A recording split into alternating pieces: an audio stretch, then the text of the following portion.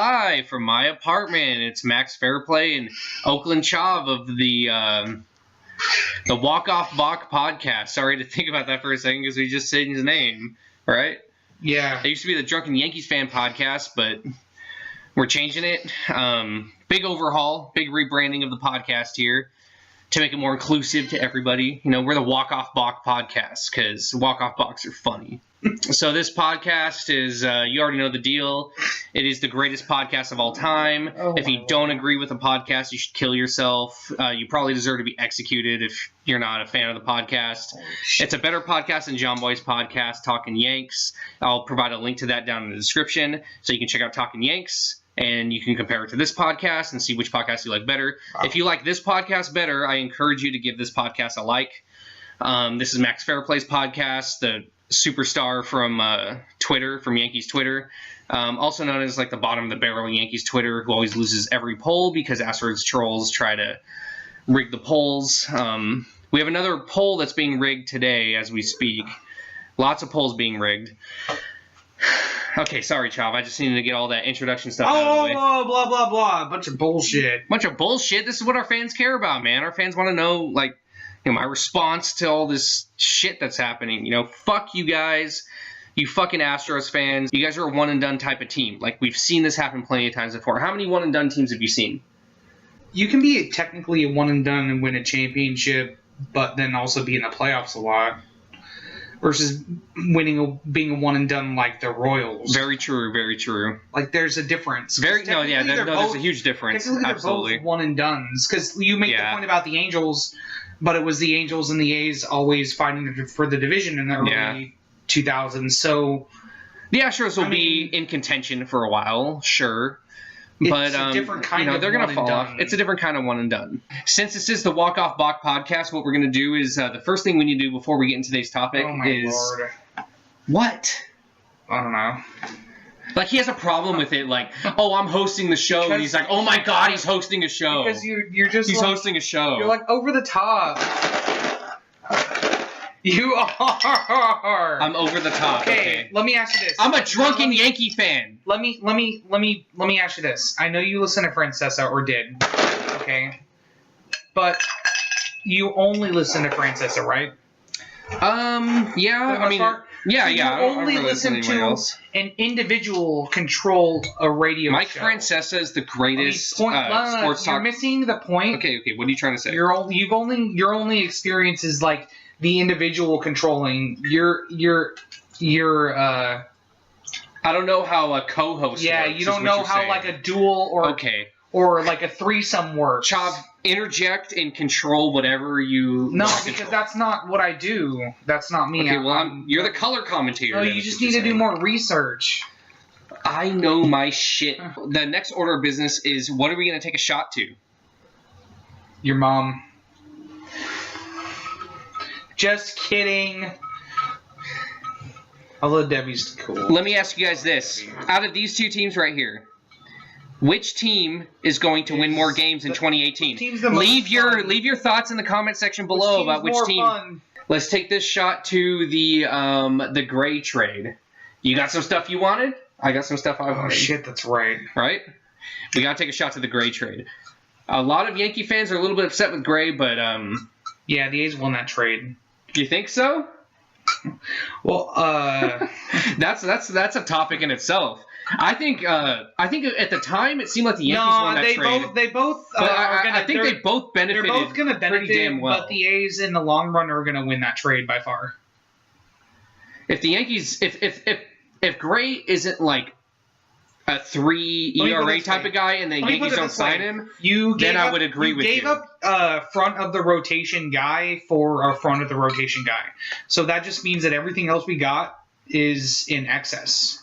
And so you gave us a guy like Dustin Fowler, who was your number 2 outfield prospect, and Mateo, that we don't need, and Mateo, who's your number 2 infield prospect. No, you don't need either of those guys. Yeah, but I'm just saying, like, I'm not saying you don't need that. I'm not saying you need. So then you can't say the A's won the trade when the Yankees are giving up things that they literally don't. But the thing is we won the trade because you included 3 probably all three of them are going to make All-Star games in their careers. You included 3 future All-Stars. Okay, do we give up Judge or Stanton? I'm not saying. Here's the deal. I think you could have gotten Gray for less. Let me put it this way. You were upset when that trade. You were upset when that trade happened. No, you were like, I wanted more. I like it. No, I obviously I wanted the bigger names. I know you're content with the trade. Obviously, I wanted the bigger names just because they were the bigger names. But overall, let me put it this way. Mm-hmm.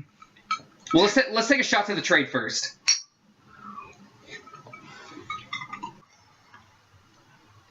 Sorry, I was just.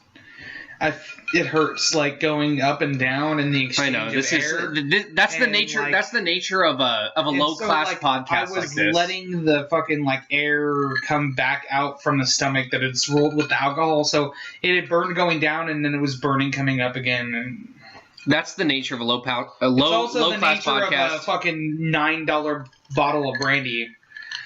Well, my brandy tastes good. I'm sorry. Well, it's not that it doesn't taste good. It still affects your body in a specific way, though. It doesn't affect my body. Well, you're an idiot. No, it doesn't affect my body.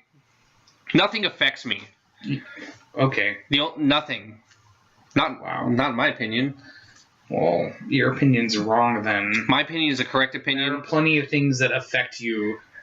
I'll show you guys the thing that I always take to every Yankee game. No. Oh, okay. This is my Yankee poster. It's backwards. Oh, it's backwards. You knew it was backwards. Don't kid yourself. Well, this is it. This is, Yeah. If you see me at an A's game. This guy brought this to the A's Brewers game. Yeah, and you know what? Someone we were walking up the game, and we were walking up the game. He's like, "Dude, it's a real live Brewer fan." Yeah, I do. I was like, "Oh shit!" I'm like, "How?" I'm all with this. Yeah. I'm all like, "How are you a Brewers fan?" Yeah. I've never seen a Brewers fan before. Haha! I'm having fun at an A's game. You know, it's A's and Brewers game, but you know, like I'm wearing all my Yankee gear and I have my Yankee thing. There's 10,000 people there, and like 8,000 of them are wearing A's stuff. 2,000 are wearing Brewer stuff. There was a lot of Brewers fans. 2 people are wearing Yankee stuff. You and Heather. Yeah. That's it. And you have this fucking thing. And you know what? And I was like, I got Yankees are the greatest team of all time. And you know what? I was getting heckled by somebody. Yeah, I got. Well, and then we took the Bart. I got in trouble for my sign in the 8th inning. Oh yes, that's right. We were saying we want to see a semen bomb. You know, well, yeah, we don't have that. We made the eye little small and stuff, and it said. Unless you're an A's fan watching this podcast, you're not going to understand what Marcus Semien did in 2016.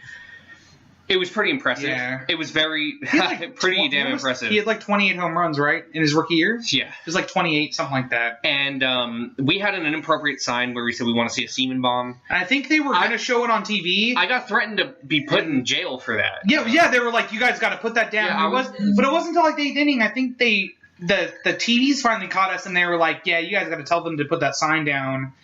Right. And then the security guy came and got us. And all right, so what we're going to do, guys, before we get into the topic today, we're going to take another shot. Ow. Charles going to die. All right, here's yours. Yeah. It's a Yankee one. We haven't done that in a long time. I tried to trick him. We haven't done that in a long time. All right. We used to do that all the time. All right, let's take this shot to John Boy's podcast and how we're going to fuck up his podcast and rise to the top. Because we talk about better shit than John Boy does, right? If you think we're a better podcast than John Boy, leave a comment and leave a like down in the comment section and all that shit. Because we're better than talking Yanks. Isn't that right? So basically just leave a like because he wants you to. Yeah, because we're the Walk Off Balk podcast and we're the best podcast. Walk Off Balk podcast! We're the Walk Off Balk podcast and we talk about all kinds of shit. Yeah, relating to baseball. Yeah, and this isn't real. Fuck you. I still like using it. It's fake. I still like using it. This is my microphone. It's a Rock Band microphone. It's my microphone. It's not actually even plugged into anything. I don't care. Nobody cares. No, I need my microphone. I needed that to be known. That it's. This is my microphone. This is my microphone. This is my microphone. See? There's no difference. Let's look at the topic for today. Licensing exam. Let me call it something official. Okay, hold on a second. Hold on a second. You did this. I'm really fucking drunk right now, and it may not look like it, but like I'm like seeing double and shit, you know? Seeing double? Hold on, okay. It may not look like it right now, but I am like super drunk, so. I don't know about seeing double. No, I'm not seeing double. I had to check. You're not that drunk. I had to check for a second, but I'm not seeing double. But I had to check. No, I had to check. Like, hold on, concentrate on something. Am I seeing 2 of those? Not quite. No, it's not seeing double, guys. No, not seeing double. What kind of bastard doesn't want to play for New York? If you don't want to play for New York, first of all, you shouldn't be allowed to play baseball. Second of all, you should literally be kicked out from any MLB event whatsoever. And third of all, you might need to be executed depending on the actual situation. Ohtani's situation. What? I would say he's up. What the fuck did you say? I would say you don't like playing for New York. I guess you probably just need to be executed. I would say he's up for execution just because of the way he did it. Just because the way he did it. Okay, whatever. I don't even. Well, he did it in like a disrespectful way. So. They were going to trade Torres and Frazier for Cole. That was never going to happen. Well, that's like what the Pirates are thinking of. That's like what they want. Well, no, what the Pirates wanted, they wanted not only the headline player, but they wanted depth, and that you guys weren't willing to offer this. Yeah, you know, depth. We aren't willing to. You were totally willing to offer Frazier, which is on the face value a better player than either the players the Astros gave us. We aren't willing to get fucked in the butt. Here's the deal. You weren't willing to give up Frazier and Adams, or even Frazier and Sheffield and other players. You were willing to give up Frazier and other players. You weren't willing to give up Adams, Sheffield, or Florial. Let me just put it that way. And that's what it would have taken. We're not going to do that. Probably absolutely not. For the Pirates, it would have been in that order. Because you want a frontline starter or a frontline pitcher, which would have been Adams. And then no Adams, okay, Sheffield. Okay, no, then we're just going to take your next best player, which is Florial. So when you're giving up a top of the rotation pitcher, you want to get a top of the rotation pitcher back. Right. And that's why they wanted Adams or Sheffield. Not necessarily that Sheffield's going to be a number 1 or a number 2, but he has the potential to be a number 1, and he's probably a guaranteed 2 or 3. Yeah. If not I would say closer arm. So he's going to be one of your top arms on your team no matter what. I'd like to keep Sheffield. No, I think he would be a great guy to keep. You need him as insurance for Adams, which that's the thing about your farm system is you have insurance for guys that are in essentially, with the way your team's built now, insurance for other guys. Other than the pitching staff, like Frazier's an insurance guy. But you have Florio, who's an insurance guy for Frazier. That's why Frazier's so easy to give up. I think it leads perfectly into this video. Well, we had some chips to give up, so maybe they didn't have the depth on that side. So, Derek's under control for a couple of years, so that made it fairly economical. I mean, he's still going to make a good salary, but we've got him this year and next year and before he becomes a free agent. So anytime we can beat the Yankees, that's good.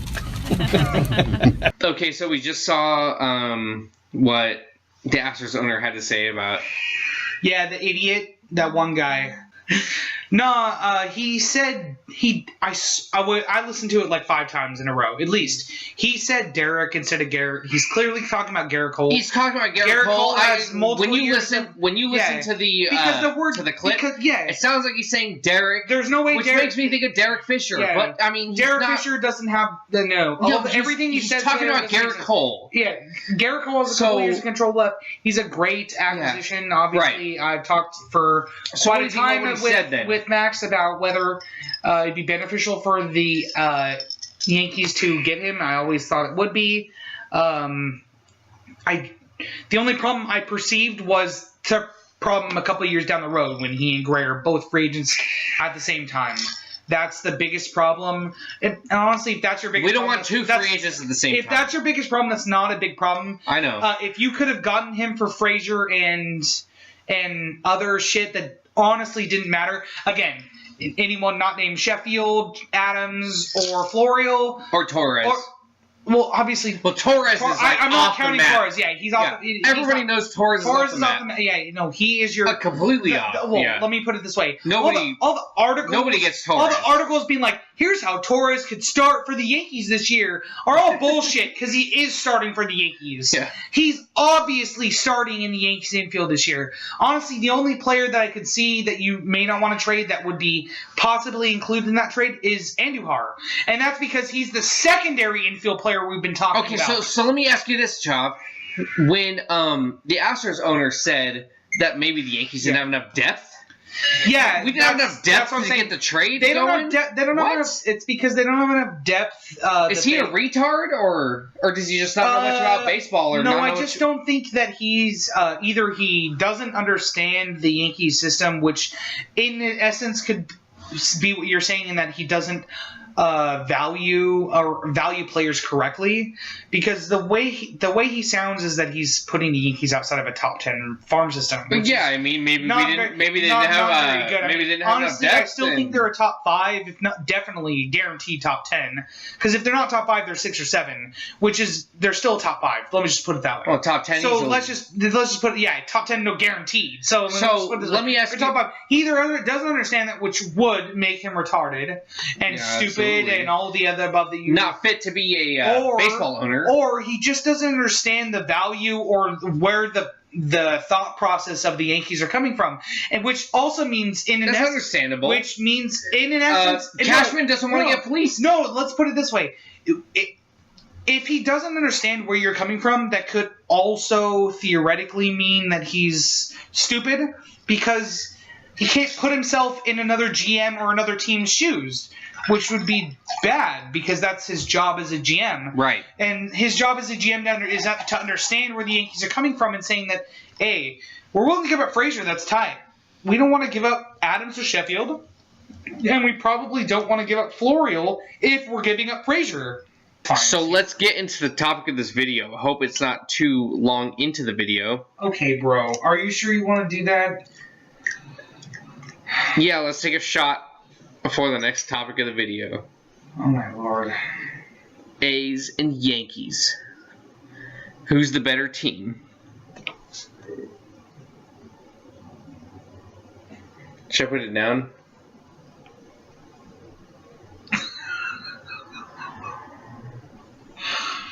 Oh my god.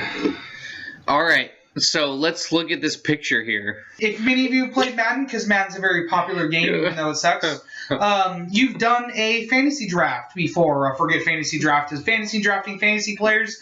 This is exactly like that. Who's your first pick? And it shows pictures of all these stupid players and Trout, and you have to pick one. Again, Kershaw and Harper on this list.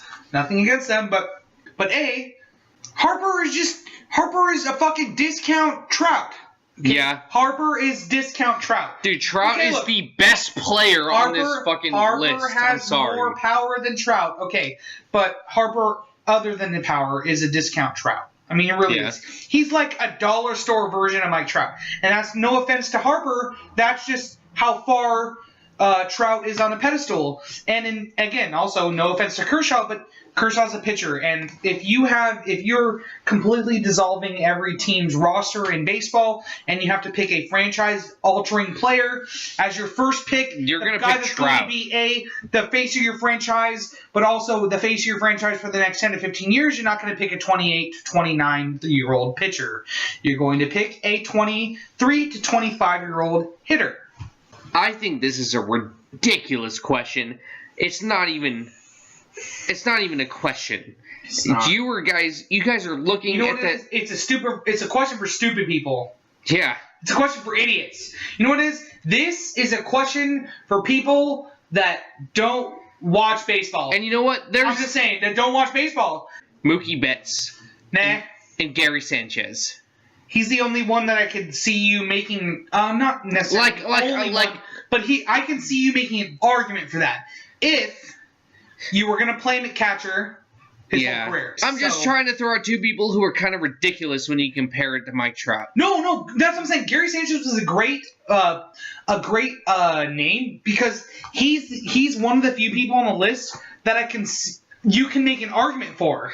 Altuve, the youth is gone. Like, he's 28. I mean, that guy's got... Well, you have a lot of Astros fans to contend with on that Well, one. he's got 4 good years left of prime years, and that's it. Especially considering that part of Altuve's greatness is his speed, and speed is the first thing to go. If you're counting tools, speed is the first thing to go. So, I'm not saying that he's not going to be able to hit, because the guy can hit. Look, CC... Ichiro Suzuki, like, the guy clearly still hits, but your speed eventually does go, and all those infield hits that you get eventually don't become hits. Bellinger is great because of the pace in which he hits home runs, and obviously his youth is a big factor because he's not even 25. I believe, if I'm not mistaken, he's 22 or 23. Yeah, so the youth is really on his side, but again, he's a first baseman. It's not... Again, Trout is an outfielder, and so is Harper. But the difference is the defense and the overall greatness of play. Dude. Bellinger hits home runs, but I mean, does he play in Gold Glove? Is he the best defender in baseball? No. But Harper and Trout can be considered. Yeah, some of the best imagine defenders. this question: would you rather have Trout or Bellinger in your outfield? Is Bellinger going to hit 340 with 30 home runs? I'd rather have Trout. Especially because also, come on. Again, it comes back to the position. First base is naturally a rich power position. Well, what about Lindor? Lindor is young. He's probably the youngest, if not the second or third youngest on this list. But the inconsistency of Lindor and the lack of power is startling. While second baseman is a great player, there is a great lack of second baseman depth in baseball. There has been for years. In middle infield, depth is lacking, especially on the power front. It's just... Is he the guy you want to draft number one? Let me ask you this then. Is this guy going to be your franchise-altering player? Let me ask you this then. Is Lindor better than Trout? Who do you put above Lindor in this graphic? Harper and Trout, because that's the top row. They're better than Lindor. Kershaw, I feel, is a flip again because he's a pitcher. When you're talking about your number one overall pick. And the guy that is obviously, because he's the number one, if he's the number one overall pick in baseball, he has to be the face of your franchise. All these guys are faces of franchise. Right, they are. But if you're going to be the number one pick in baseball, number one pick of everyone available, forget even sport, baseball, number one pick in any one sport, you have to be the face of your franchise.